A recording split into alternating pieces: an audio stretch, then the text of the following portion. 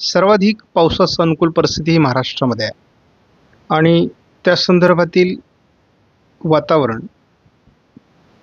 मी कालच्या व्हिडिओमध्ये सांगितलं की या भागामध्ये मोठ्या प्रमाणात बाष्प तयार झालेलं आहे. अरबी समुद्रामध्ये देखील मोठ्या प्रमाणात बाष्प आहे. मान्सून पुढे सरकतोय, परंतु मध्य भारतावर मान्सून बऱ्याच प्रमाणात रखडला आहे. पूर्व शाखा आणि पश्चिम शाखा तेवढ्या प्रमाणात सक्रिय नव्हत्या. आज मात्र पश्चिमी शाखा थोड्या प्रमाणात सक्रिय होण्याची शक्यता आहे. त्यामुळे मान्सूनच्या पुढच्या प्रगतीत काही बदल होतो का हे आपल्याला बघावं लागणार आहे मॉडेलच्या आधारे. महाराष्ट्राच्या नकाशामध्ये आपल्याला सातत्याने बदल बघायला मिळतील. तसा हा 28 तारखेपर्यंतचा रिपोर्ट आहे, परंतु आज 29 आणि 30 तारखेला 2 दिवस आता फक्त जूनचे शिल्लक आहेत. त्यामध्ये किती प्रगती होते ते आपल्याला बघायचं आहे. परंतु मान्सूनच उशिरा आलेला आहे, कमी बरसलेला आहे, कमकुवत आहे. त्यामुळे लगेचच जिल्ह्यातील परिस्थिती बदलेल असं वाटत नाही. त्यामुळे बदलत्या हवामानानुसार आणि एल निनोच्या वर्षामध्ये महाराष्ट्रातील स्थिती चांगली होण्याकरता जुलै किती मदत करतोय हे आता महत्त्वाचं आहे. परंतु महाराष्ट्रासाठी जूनची घट ही मोठी असणार आहे.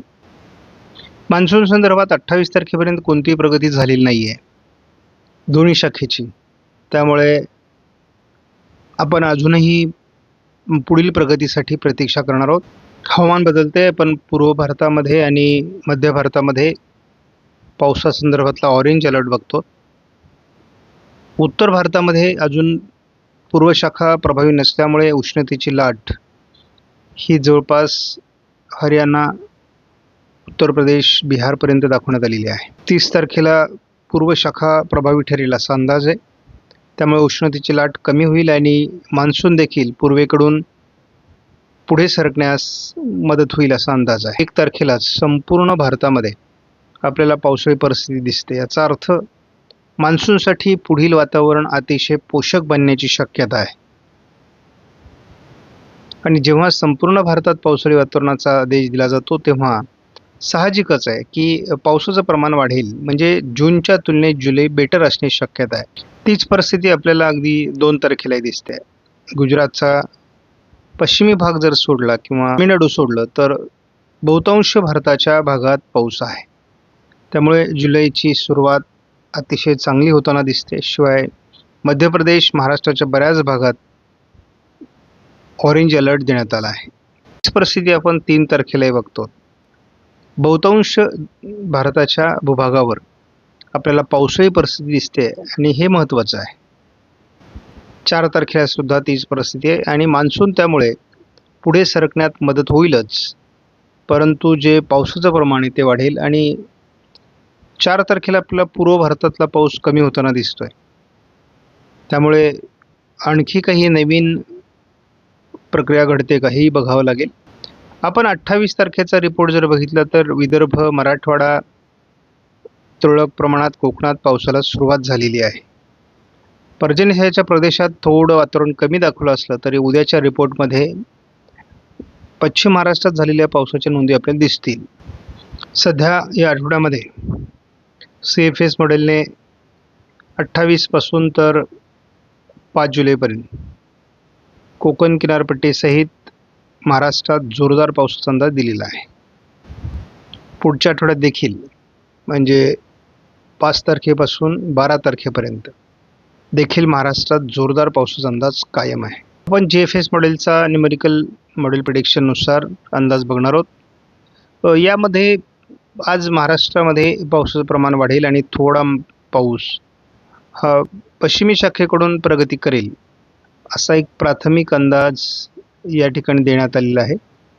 आणि कोस्टल कर्नाटकापासून तर कोकणापर्यंत पश्चिमी शाखा सक्रिय होईल असं दिसतंय आणि एकूणच पावसाचं प्रमाण वाढण्याची देखील शक्यता आहे.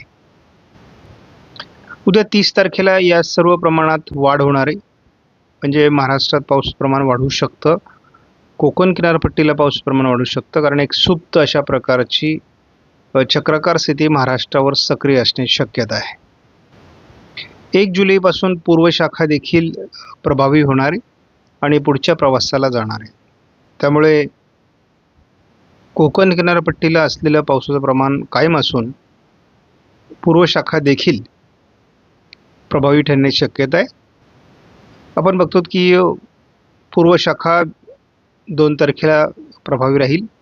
पश्चिमी शाखेत देखील प्रभाव निर्माण होऊन संपूर्ण कोस्टल भागामध्ये पावसाळी प्रमाण वाढण्याची शक्यता आहे.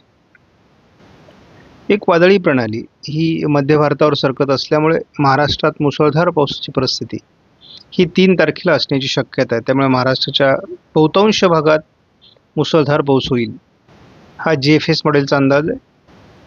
त्यानंतर आपण बघतो की जवळपास महाराष्ट्रापर्यंत या चक्राकार स्थितीचा प्रभाव निर्माण होऊ शकतो.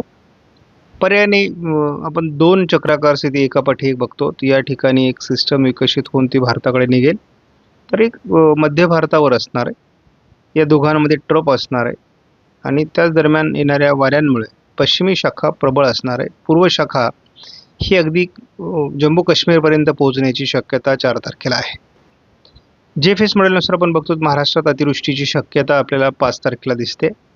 अनेक ठिकाणी ढगफुटी सदृश्य पाऊस किंवा अतिमुसळधार पाऊस बघायला मिळू शकतो कोकण किनारपट्टी सहित, आणि महाराष्ट्रावर तरी प्राथमिक त्याचा परिणाम दाखवण्यात आला आहे.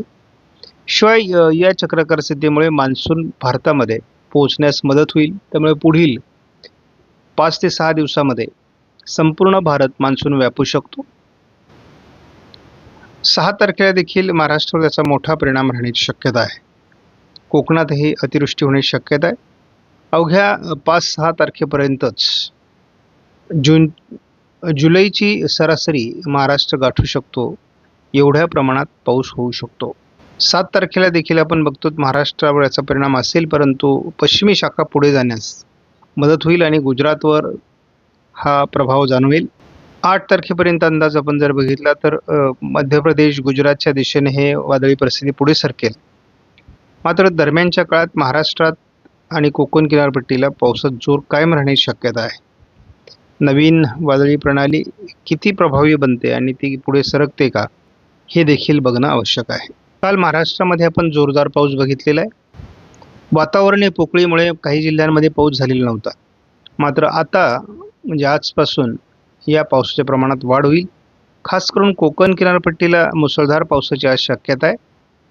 मध्य महाराष्ट्रामध्ये पश्चिम महाराष्ट्र, मराठवाडा, विदर्भ, सर्वदूर उत्तर महाराष्ट्रासहित आज पावसाची शक्यता स्पष्ट होते.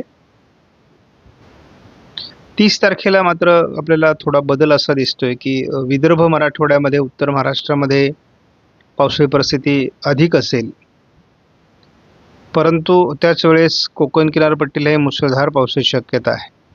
मात्र पुन्हा एकदा हा जो गॅप आहे पर्जन्यछायेचा, हा सक्रिय होण्याची शक्यता आहे आणि पुन्हा पावसाचं प्रमाण या ठिकाणी कमी होऊ शकतं. पूर्व विदर्भ आणि कोकण असं पावसाळी पॅटर्न जो जुलैमध्ये असतो तो 1 तारखेपासूनच आपल्याला सक्रिय होताना दिसतोय. संपूर्ण कोकणामध्ये मुसळधार पाऊस असेल.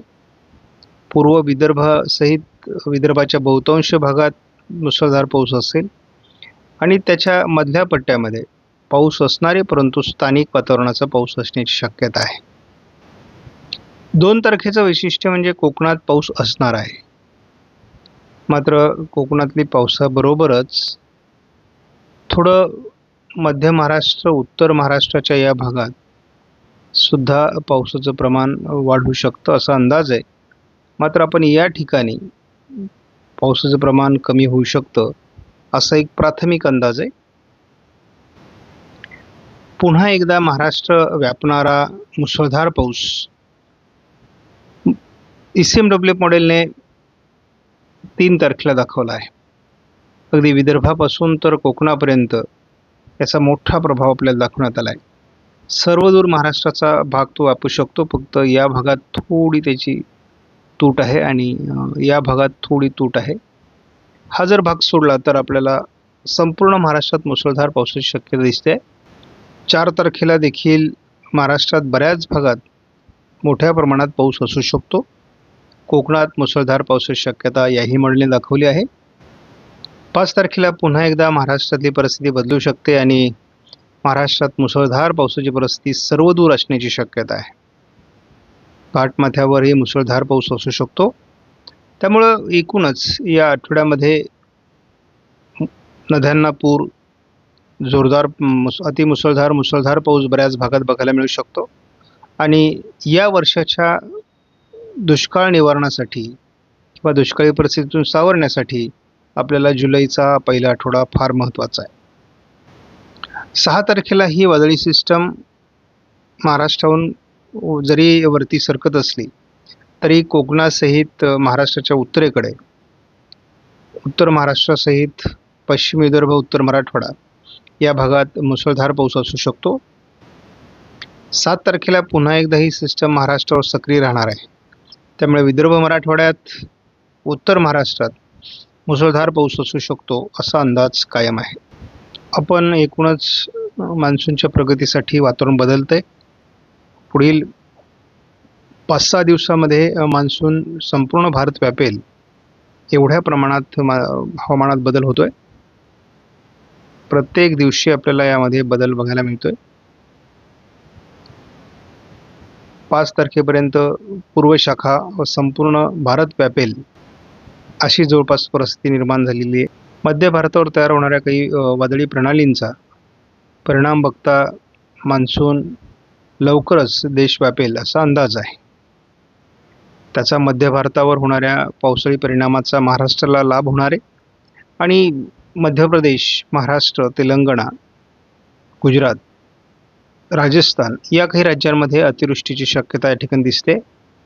कोकण किनारपट्टीला देखील त्याचा मोठा प्रभाव राहण्याची शक्यता आहे. आपण धावता अंदाज बघणार आहोत कशा पद्धतीने आज वातावरण बदलते. आज लवकरच महाराष्ट्रामध्ये कोकण किनारपट्टीसहित पश्चिम महाराष्ट्र, मध्य महाराष्ट्र, मराठवाडा, विदर्भ, उत्तर महाराष्ट्र असं जोरदार पावसाळी वातावरणाची शक्यता आहे. कोकणातील पाऊस आवश्यक आहे, कारण काल केवळ कोकणात पाऊस झाला आहे. 22, 23, 24 पाऊस झाला आहे. अन्यथा कोकणामध्ये पाऊस झालेला नाही. आपण बघतो की 30 तारखेला देखील सर्वदूर महाराष्ट्रात पावसाचा अंदाज कायम आहे आणि जोरदार पाऊस असणार आहे. जशी जुलै महिन्याची सुरुवात होईल तसं या पावसाच्या प्रमाणात वाढ होण्याची शक्यता मॉडेलने दाखवली आहे. महाराष्ट्रात सर्वदूर पावसाचं वातावरण कायम राहणार आहे. थोडं